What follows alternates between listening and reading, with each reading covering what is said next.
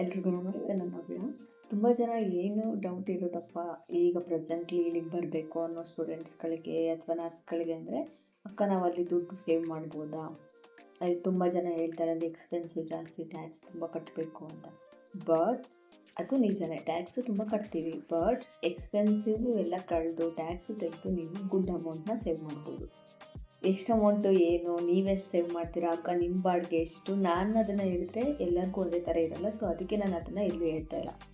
ಒಬ್ಬೊಬ್ಬರಿಗೆ ಒಂದೊಂದು ಥರ, ಲೈಕ್ ಇಷ್ಟು ಡಿಪೆಂಡ್ ಅಪಾನ್ ರೂಮ್ ಎಷ್ಟು ಸ್ಕ್ವೇರ್ ಮೀಟರ್ ಇರುತ್ತೆ ಆ್ಯಂಡ್ ಯಾವ ಸ್ಟೇಟಲ್ಲಿ ಇರ್ತೀರಾ ಆ್ಯಂಡ್ ಯಾವ ಪ್ಲೇಸಲ್ಲಿ ಇರುತ್ತೆ, ಅಷ್ಟು ಡಿಪೆಂಡ್ ಅಪಾನ್ ಅಲ್ಲಿ ನಿಮ್ಮದು ಬಾಡಿಗೆ ಇರುತ್ತೆ. ಆ್ಯಂಡ್ ಟ್ಯಾಕ್ಸ್ ಅಷ್ಟೇ.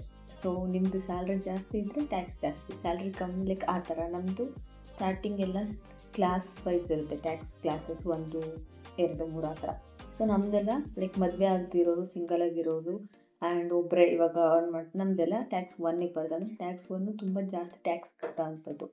So it's depend. ಬಟ್ ಎಲ್ಲ ತೆಗೆದು ನಿಮ್ಮ ಎಕ್ಸ್ಪೆನ್ಸ್ ತೆಗೆದು, ಫಾರ್ ಎಕ್ಸಾಂಪಲ್ ನೀವು ಎಷ್ಟೇ ಜಾಸ್ತಿ like like for example rent pay ಮಾಡಿದ್ರು ನೀವು ಚೆನ್ನಾಗಿ ಸೇವ್ ಮಾಡ್ಬೋದು. ಸೊ ಅದನ್ನು ನಾವು ಹೀಗೆ ಹೇಳಿದ್ರೆ ನಿಮಗೆ ಅರ್ಥ ಆಗೋಲ್ಲ.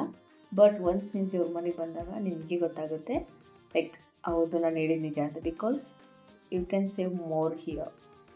ಎಕ್ಸ್ಪೆನ್ಸಿವು ನಿಮ್ಮದು ಏನು ಖರ್ಚಿದೆ, ಪರ್ಸ್ನಲ್ ಖರ್ಚು ತೆಗೆದು ನಿಮ್ಮದು ಬಾಡಿಗೆ, ಊಟದ ಎಲ್ಲ ತೆಗೆದು ಗುಡ್ ಅಮೌಂಟು ನೀವು ಸೇವ್ ಮಾಡ್ಬೋದು. ನೀವು ಎಕ್ಸ್ಪೆಕ್ಟೇ ಮಾಡಿರಲ್ಲ. ಫಾರ್ ಎಕ್ಸಾಂಪಲ್ ನಾನು ಹೇಗೆ ಹೇಳಲಿ ಅಂದರೆ, 1 ಇಯರ್ ನೀವು ಅರ್ನ್ ಮಾಡೋದ 1 ತಿಂಗಳಲ್ಲಿ ಅರ್ನ್ ಮಾಡ್ತೀರಾ ಆ್ಯಂಡ್ ಸೇವ್ ಸಹ 1 ಇಯರಲ್ಲಿ ನೀವು ಸೇವ್ ಮಾಡೋಕ್ಕಾಗ್ತಿರೋದ 1 ತಿಂಗಳಲ್ಲಿ ಸೇವ್ ಮಾಡ್ತೀರಾ. ಈ ಥರ ಹೇಳ್ಬೋದು ನಾನು ಅಷ್ಟೇ. ಸೊ ಗುಡ್ ಅಮೌಂಟ್ ಸೇವ್ ಮಾಡಬಹುದು. ಸೊ ಜಾಸ್ತಿ ತಲೆ ಕೆಡಿಸ್ಕೋಬೇಡಿ ಸ್ಯಾಲ್ರಿ ಬಗ್ಗೆ, ಎಕ್ಸ್ಪೆನ್ಸಸ್ ಬಗ್ಗೆ, ಎಲ್ಲ ನಾರ್ಮಲ್ ಇರುತ್ತೆ. ಒನ್ಸ್ ಬಂದಾಗ ನಿಮಗೆ 1 ಮಂತ್ ಸ್ಯಾಲ್ರಿ ಬಂದ ತಕ್ಷಣ ನಿಮಗೆ ಗೊತ್ತಾಗುತ್ತೆ ಎಷ್ಟು ಸ್ಯಾಲ್ರಿ ನೀವು ತಗೋತೀರಾ ಆ್ಯಂಡ್ ಎಷ್ಟು ಸೇವ್ ಮಾಡ್ಬೋದು ಅಂತ.